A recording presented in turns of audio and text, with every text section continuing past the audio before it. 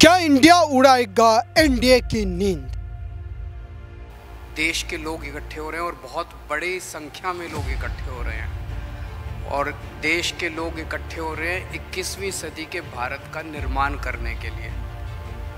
आज हमें बहुत दुख होता है कि आज हमारे देश के अंदर जो सरकार है, मोदी सरकार, मुझे लगता है कि आज़ाद भारत की सबसे भ्रष्ट सरकार और सबसे अहंकारी सरकार है। क्या बिहार में चलेगा लालू का जादू? हर के को खाता खुलवाया कि 5-5 लाख रुपया जमा करेगा, 15-15 लाख रुपया। हम भी झांसा में आ गए और हमने भी अपना खाता खुलवाया। तो आप सभी पत्रकार भाइयों को एक बार फिर क्या लालू पड़ेंगे भाजपा पर भारी? आदाब करता हूं। हम सब एक हैं और एक होकर के हम लोग इस लड़ाई को लड़ रहे हैं और राहुल गांधी जी को भी हम काफ़ी मजबूती के साथ विश्वास हम लोग दिलाते हैं कि हम सब एकजुट हो करके सभी लोगों को एकोमोडेट करके आगे सीट शेयरिंग अब शुरू होगा।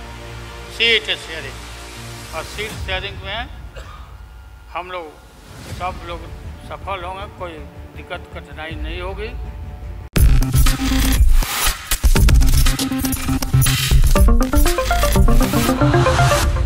...2024 की लड़ाई को समझने के लिए इंडिया और एनडीए गठबंधन के ये दो बड़े चेहरों के जो बयान आए हैं उसको सुनना दिलचस्प होगा, क्योंकि इस पूरी रिपोर्ट को समझने से पहले आप ये बयान ज़रूर सुने ताकि आने वाली जो रिपोर्ट्स में तमाम बातें हैं वो आपको अच्छे ढंग से समझ आ जाए।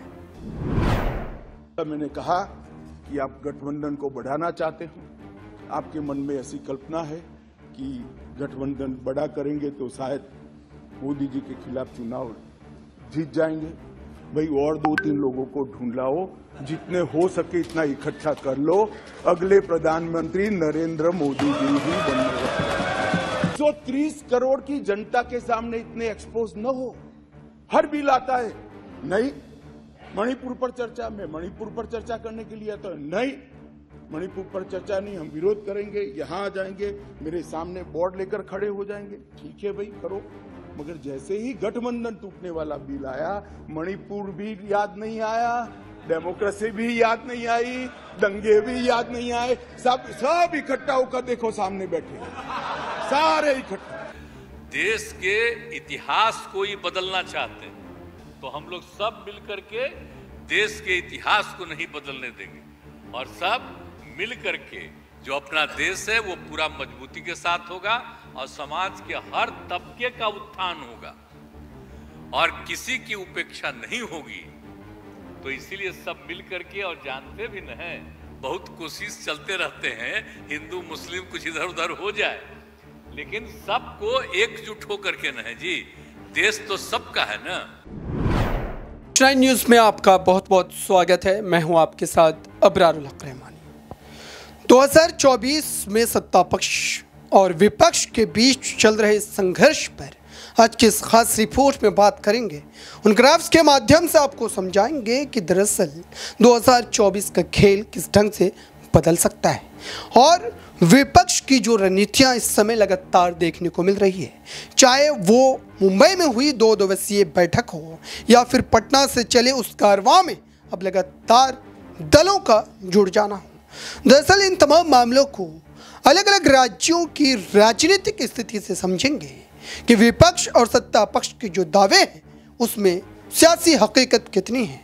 क्या विपक्ष जो लगातार इस बात को दोहरा रहा है कि जितने दल उनके साथ इस वक्त आ चुके हैं, खासकर हिंदी बेल्ट के, क्या उसके जोर से भारतीय जनता पार्टी को 2024 में सत्ता से उखाड़ फेंका जाएगा और क्या नरेंद्र मोदी की अगुवाई में बीजेपी पूरी तरीके से पस्त हो जाएगी? क्या इस बार नरेंद्र मोदी का वो जादू नहीं चलेगा? ये तमाम बड़े सवाल हैं। एक एक करके उन तमाम राज्यों के ग्राफ को आपको दिखाते हैं और समझाते हैं कि दरअसल इन राज्यों में भाजपा वर्सेस विपक्ष या कांग्रेस की सियासी हैसियत क्या दर्शाती है। उत्तर प्रदेश का क्या है सियासी गणित? सबसे पहले और सबसे बड़े राज्य का अगर रुख करें उत्तर प्रदेश का, 2022 विधानसभा चुनाव के नतीजे भारतीय जनता पार्टी 255 सीटें जीतती है। वहीं अगर एसपी की बात करें, समाजवादी पार्टी की 111 सीटें और अन्य 37 पर सिमट जाते हैं। वहीं लोकसभा 2019 उत्तर प्रदेश में भारतीय जनता पार्टी 62 सीटें जीतती है।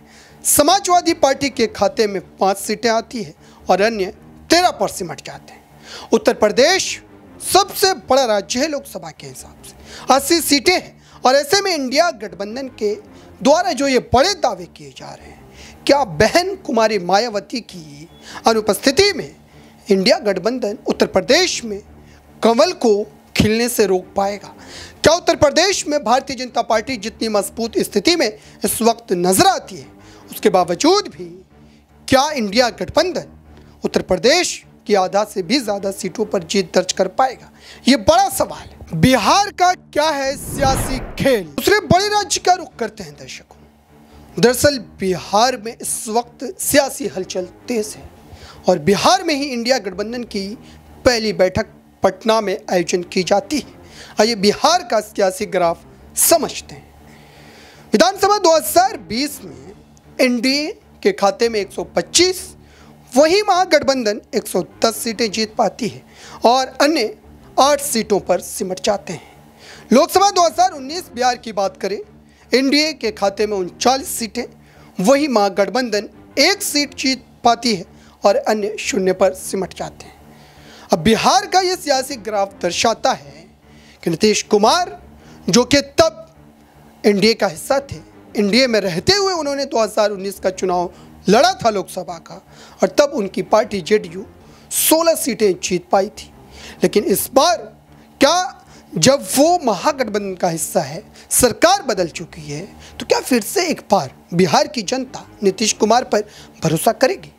बिहार की सियासत पर सभी की नज़रें 2024 में इसलिए भी टिकी रहेंगी क्योंकि वहीं से इंडिया गठबंधन की नींव पड़ी है और नीतीश कुमार इसके सबसे बड़े कर्ता धर्ता के रूप में उभर कर सामने आए। राजस्थान का क्या है सियासी तोड़जोड़? वहीं तीसरे राज्य राजस्थान की अगर बात करें दर्शकों, राजस्थान में इस समय कई तरीके से कांग्रेस पार्टी सियासी उलझनों में उलझती चली जा रही है। राजस्थान का सियासी ग्राफ ये दर्शाता है 2018 के विधानसभा में भारतीय जनता पार्टी 73 सीटें जीतती है, वहीं कांग्रेस के खाते में 100 सीटें आती हैं और अन्य 27 सीटें जीत पाते हैं। वहीं लोकसभा 2019 राजस्थान का ग्राफ ये है, भारतीय जनता पार्टी 24 सीटें, कांग्रेस 0 पर सिमट जाती है और अन्य 1 जीत पाते हैं। दरअसल राजस्थान में इस समय सचिन पायलट और अशोक गहलोत के बीच जो सियासी अदावत है, ये दर्शा रहा है कि कांग्रेस पार्टी या एनडीए गठबंधन के लिए 2024 का रन इतना ज़्यादा आसान नहीं रहेगा, खासकर जब गुर्जर समाज, जो कि सचिन पायलट का बैकबोन कहा जाता है, वो लगातार नाराज़ है।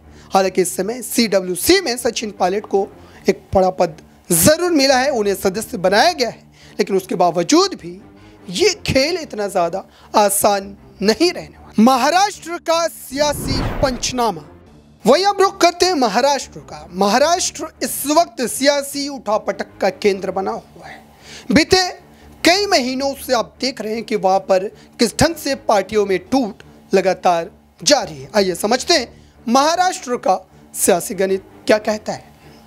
विधानसभा 2018 भारतीय जनता पार्टी 105 सीटें जीतती है, वहीं कांग्रेस के खाते में 44 सीटें आती है, शिवसेना पार्टी 56 सीटें जीतती है और एनसीपी 54 सीटों पर जीत हासिल करती है।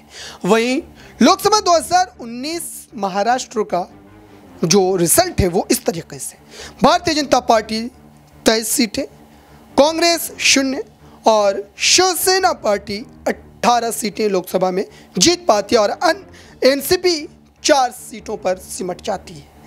महाराष्ट्र में इस वक्त एनसीपी या शिवसेना की बात करें, ये दोनों ही पार्टी अपने वजूद को बचाने की लड़ाई लड़ रही है। शिवसेना पार्टी में एक बड़ी टूट होती है, एकनाथ शिंदे बगावत कर प्रदेश के मुख्यमंत्री का पद हासिल कर लेते हैं।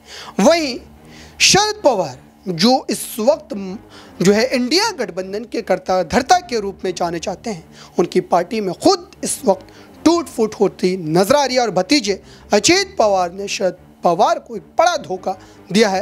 राजनीतिक रूप से देखा जाए तो ये शरद पवार के लिए एक बड़ी हानि मानी जा रही है। पश्चिम बंगाल में खेला होबे। वहीं अब दीदी के राज्य पश्चिम बंगाल का सियासी हाल समझ लेते हैं। दरअसल पश्चिम बंगाल की मुख्यमंत्री ममता बनर्जी इस वक्त विपक्ष के एक मजबूत चेहरे के रूप में जानी जाती है, लेकिन पश्चिम बंगाल में जो सियासी रिजल्ट रहे हैं वो क्या दर्शाते हैं। विधानसभा 2021 भारतीय जनता पार्टी 77 सीटें जीतती है और टीएमसी 213 बड़ी जीत हासिल करती है। वहीं अन्य के खाते में 2 सीटें आती है। लोकसभा 2019 का अगर नतीजा समझे, भारतीय जनता पार्टी 18 सीटें, टीएमसी 22 और अन्य 2 पर सिमट जाते हैं। दरअसल 213 सीटों को जीतने के बाद विधानसभा में टीएमसी ने एक बड़ी जीत तो हासिल की, लेकिन वहीं लोकसभा का जो मामला है वो काफ़ी ज़्यादा आमने सामने वाला है, क्योंकि मात्र 4 सीटों का अंतर है। और ये 2024 के लिए जो है टेंशन बढ़ाने वाला है, क्योंकि 2024 में भारतीय जनता पार्टी पश्चिम बंगाल पर कड़ी नज़र गड़ाई हुई है और ज़रा सा भी खेल इधर उधर होता है तो जाहिर सी बात है कि पश्चिम बंगाल में बीजेपी कोई बड़ा खेल करती नजर आ सकती है। दर्शकों, इन तमाम राज्यों का सियासी ग्राफ बताने का मकसद ये था, विधानसभा और लोकसभा की सीटों को दर्शाने का मतलब ये था कि आप समझें कि दरअसल जो दावे किए जा रहे हैं, जो वादे किए जा रहे हैं, उनकी हकीकत क्या है। हिंदी बेल्ट के ये तमाम वो महत्वपूर्ण राज्य हैं जहां से 2024 के सत्ता का रास्ता होकर गुजरता है, चाहे वो पश्चिम बंगाल हो, चाहे वो बिहार हो, चाहे वो महाराष्ट्र हो, चाहे वो राजस्थान हो या उत्तर प्रदेश हो। उत्तर प्रदेश में सबसे बड़ा जो प्रश्न है वो इंडिया गठबंधन के लिए ये है कि इतनी मजबूत गठबंधन की स्थिति को बनाने के बावजूद भी बहन कुमारी मायावती इस गठबंधन का हिस्सा नहीं है। और दलित वोट बैंक उत्तर प्रदेश में जितनी भारी संख्या में है, जाहिर सी बात है कि अगर मायावती हर उस सीट पर अपने कैंडिडेट को देती है तो ये इंडिया गठबंधन के लिए कहीं ना कहीं हार का एक बड़ा कारण भी बन सकता है। और इस पूरे मामले पर हमारे संवाददाता और साथ ही आपको बताएं कि जो लोगों का पक्ष जानने की कोशिश की, लोगों ने इस पूरे मुद्दे पर क्या सारी जो है पक्ष रखे हैं 2024 के खेल को लेकर, वो भी आप इस खास रिपोर्ट में ज़रूर देखें। आम प्रशासन है केजरीवाल सरकार को दे दिया जाता है या पूरा मोदी सरकार के पास चला जाता है, क्योंकि केजरीवाल सरकार का तो कहना है कि मोदी काम नहीं करने दे रहे। इनको पैसा हम लोगों की जब भी जरूरत होती है जब खाली वोट होती है, नहीं तो हमारा ये यूज़ करते हैं लोग बाग, चाहे उसमें मोदी सरकार हो या केजरीवाल सरकार हो। ठीक है, अब ये अवरोधक पर समस्या किसको है? जनमानस को है। जो समस्या का समाधान वो कहाँ जाए बेचारा। अब इन्होंने वोट ले ली, जब तो इनको सब कुछ जरूरत होती है। आज एक सीएम बोल रहा है कि ये हो गया, दूसरा कुछ बोल रहा है, तो इसमें बात तो समाधान तो नहीं होगा ना। इसका समाधान तो एक्शन लेने से होगा। अब जो नेचुरल चीज़ है, ये पोश एरिया में कोई दिक्कत नहीं होती, अशोका रोड में कोई रेडी नहीं लगती, वहाँ कोई लगा नहीं सकता। ये क्या क्षेत्र दिल्ली से बाहर है, वहाँ भी सरकार उनकी है, गवर्नमेंट सेंटर की है, ऐसा वहीं पे क्यों होता है? तो हमें तो इस चीज़ का जवाब चाहिए कि भाई ये एरिया जो बाहरी दिल्ली एरिया है, इसी में कोई परेशानी सारी है। चाहे आप किराड़ी चले जाएँ, चाहे आप निठारी चले जाएँ, कहीं भी चले जाइए, हर जगह समस्या ऐसी रहेंगी वैसा। तो इसका कैसे सोल्यूशन होगा, जनता ये पूछ रही है। अच्छा, ये थोड़ा सा मैं आप लोगों से, आप लोग युवा है, थोड़ा आगे आ जाओ। ये अभी जो अगले साल चुनाव होने हैं, इसमें मुद्दा युवाओं के लिए क्या रहने वाला है? बेरोजगारी मुद्दा है, बेटर एजुकेशन सिस्टम जो नेशनल एजुकेशन पॉलिसी आई है वो मुद्दा रहने वाला है, या धर्म मुद्दा रहने वाला है, या राम मंदिर यूसीसी मुद्दा रहने वाला है? देखिए, मैं तो इस मुद्दे पर यही कहूँगा कि जो बेरोज़गारी है वो तो कब से चला आ रहा मुद्दा, और ये मुद्दा रहेगा जब तक आप किसी चीज़ का निपटान नहीं करोगे, वो स्थिर रहेगी। ठीक है, बेरोज़गार आज भी परेशान हैं नौकरियों को लेके, और उसके ऊपर तर्क ये दिया जाता है कि यदि आप बाहर रेडी पे पकोड़े तल रहे हैं वो भी एक रोज़गार है। बिल्कुल रोज़गार है, मैं उससे बिल्कुल मना नहीं करता, परंतु क्या उसमें वो सेटिस्फाइड है? एक व्यक्ति जो अपने जीवन के 12, 14, 15 साल दे रहा है पढ़ाई, इतनी मेहनत कर रहा है, उसके बाद वो काम करता है जिसमें समाज में इज्जत नहीं है उसकी। हालांकि धन अर्जित कर लेगा, आय कमा लेगा, घर पे रोटी दे देगा, परंतु एक व्यक्ति सामाजिक व्यक्ति होता है, उसको समाज में भी इज्जत चाहिए होती है। उस काम से समाज में इज्जत नहीं मिलती, छोटा काम रहता है। जैसे कि आप 5 लाख की गाड़ी लो, अगर आप कमर्शियल नंबर डलवा ले तो आपको इज्जत नहीं दी जाएगी, क्योंकि आप काम कर रहे हो, आपको कोई मार के चला जाएगा। लेकिन आप 2 लाख की गाड़ी प्राइवेट नंबर चला रहे हो, आपकी इज्जत है, आपको सब सलाम करेंगे, कोई भी आपसे ऊंची आवाज़ में नहीं कहेगा। मेरा कहने का तात्पर्य यही है कि बेरोजगारी है, देखा जाए तो है, और उसको दूर करने की बिल्कुल बिल्कुल आवश्यकता है। तो आपने देखा दर्शकों, दरअसल जनता इन तमाम मुद्दों को लेकर के अपने पक्ष को रख रही है, लेकिन चुनाव आते आते किस ढंग से माहौल बनता है और किस ढंग से माहौल बिगड़ता है, यह आप सब बखूबी जानते हैं। आइए इस पूरे मामले पर जो हमने अपने सहयोगी से बात किया, उनसे समझने की कोशिश की कि दरअसल उनके नज़रिए में इस वक्त इंडिया गठबंधन एनडीए पर कितना भारी है, या फिर एनडीए इंडिया गठबंधन पर 2024 में कितना भारी पड़ सकता है। देखिए, इसमें कोई शक नहीं, जिस तरीके से इंडिया गठबंधन ने एक मजबूती के तौर पर मोदी सरकार से मुकाबला करने के लिए तैयार है। 2024 में जीत तो खैर मोदी सरकार की होगी, एनडीए की होगी, लेकिन एक सच्चाई है कि जिस तरीके से यूपी चुनाव के वक्त वोट शेयर में गिरावट आई, जिस तरीके से 17 में जो आंकड़े थे वो 22 में नहीं आए, वही हाल 2024 के चुनाव में होंगे। और यही वजह है कि अरविंद केजरीवाल, नीतीश कुमार, तेजस्वी ने ये कहा कि दरअसल हम किसी पद के लिए यहाँ नहीं आए हैं। तो ये मुकाबला दरअसल जो विचारधारा की तमाम चीज़ें, तो मुझे लग रहा है कि एनडीए की जीत तो होगी, लेकिन जो आंकड़े या फिर जो वोट प्रतिशत उनके पास 14 और 19 में थे, शायद उनमें गिरावट होता हुआ और दिखता हुआ नजर आए।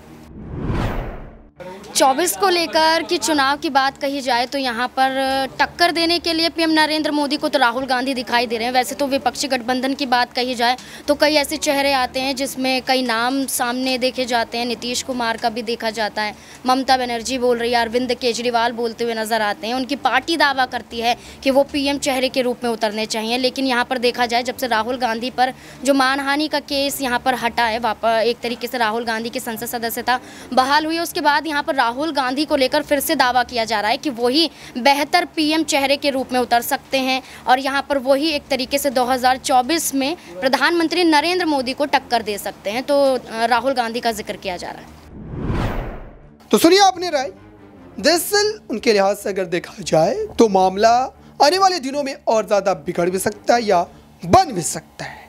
अब इस पूरे मामले पर 2024 की रणनीति पर जो खुद सियासी चेहरे हैं, चाहे वो सत्ता पक्ष के हों चाहे वो विपक्ष के हों, वो किस ढंग से बयान दे रहे हैं और जनता को किस तरीके से लुभाने का प्रयास किया जा रहा है, वो आप इस खास रिपोर्ट में ज़रूर देखिए।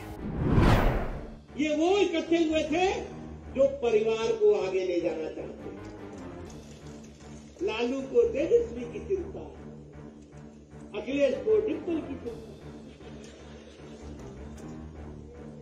सब परिवार, सोनिया जी को राहुल की चिंता।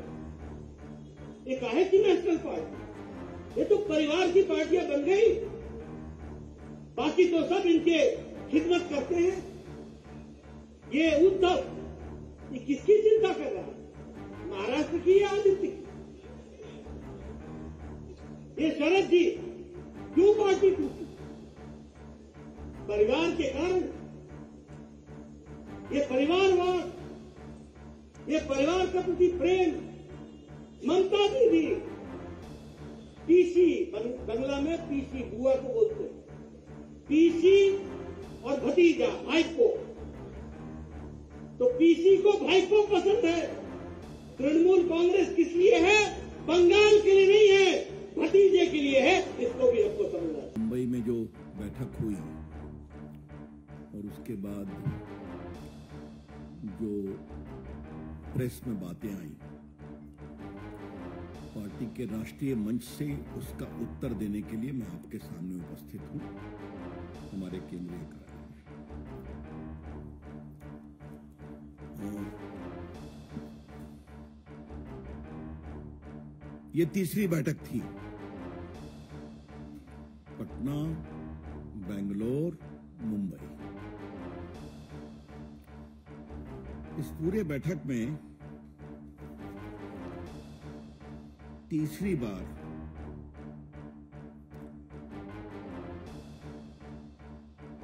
क्या आपको भारत का कोई विजन दिखाई पड़ा?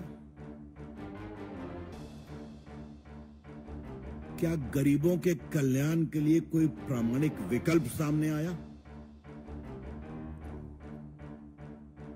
क्या देश की महिलाओं, बच्चों, स्वास्थ्य के लिए कोई ठोस बातें कही गई? अफवाह फैला करके इस सत्ता में लोग आए थे। मेरा भी नाम उस समय और देश के नेताओं का नाम इन लोगों ने यह प्रचारित किया था कि इन लोगों का पैसा स्विस बैंक में जमा है, स्विस बैंक में।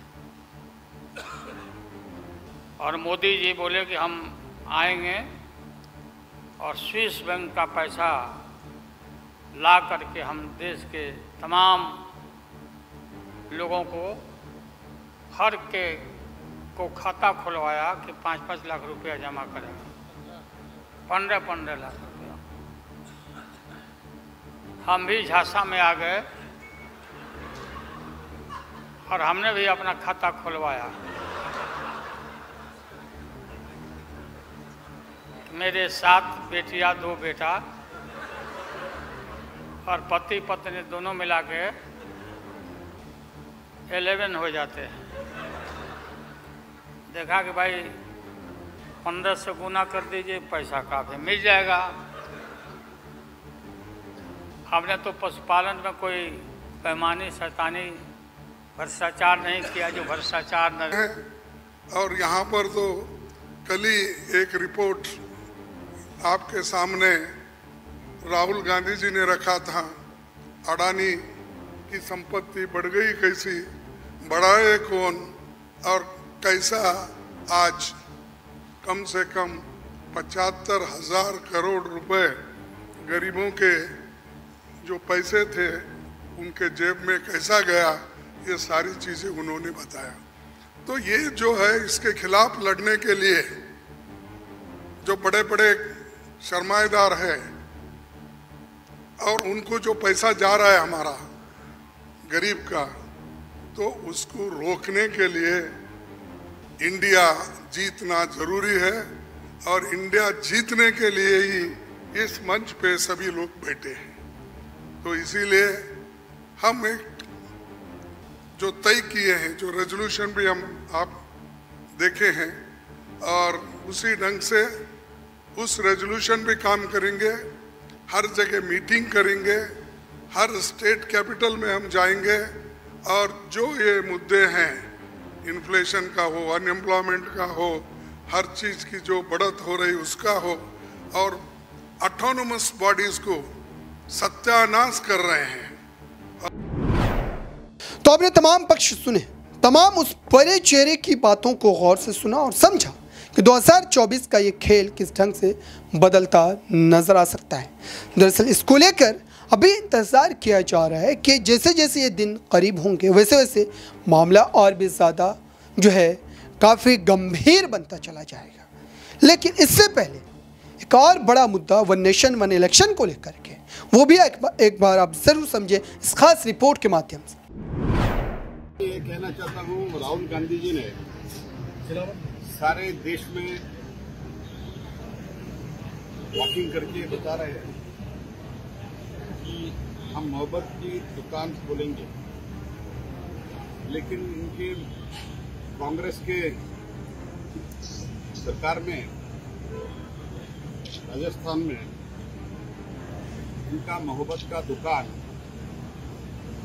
इनका मोहब्बत का दुकान का अर्थ शायद ये हो रहा है दलित के ऊपर अत्याचार, संत महंतों के हत्या, छोटी बच्ची महिलाओं के ऊपर दुष्कर्म, गैंगरेप और उसके बाद मर्डर, लाल डायरी, भ्रष्टाचार, पेपर लीक, किसानों को धोखा, गैंगवार, अवैध खनन, अंतर्विरोध और अंतर कहना और झूठ और झूठ, यही कांग्रेस का, राहुल गांधी जी का ये मोहब्बत का दुकान है। वन नेशन वन इलेक्शन को लेकर प्रधानमंत्री नरेंद्र मोदी और साथ ही बीजेपी के कई नेताओं के बड़े दावे हैं।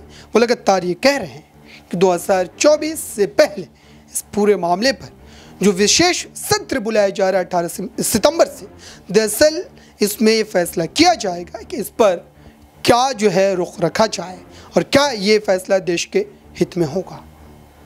और साथ ही आपको ये बताएं दर्शकों, अभी भी कई मुद्दों को लेकर विपक्ष लगातार आग बबूला है। कई और दलों को जोड़ने का प्रयास किया जा रहा है इंडिया गठबंधन में। वहीं एनडीए ने अपनी ताकत पहले ही दर्शा दिया है।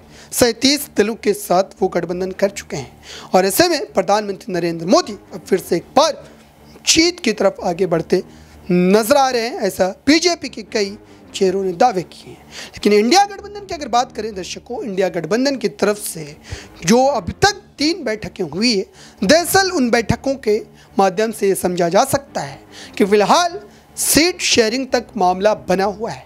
सीट शेयरिंग के बाद ये किस ढंग से बदलता नजर आएगा, इसका इंतज़ार है। इस खास रिपोर्ट के बारे में आपकी क्या राय है, ज़रूर कमेंट बॉक्स में बताइए। और फिर से एक बार किसी अन्य मुद्दे के साथ आपके सामने हाजिरी होगी। इस खास रिपोर्ट में बस इतना ही। जुड़े रहिए बड़ी खबरों के लिए नेक्स्ट 9 न्यूज़।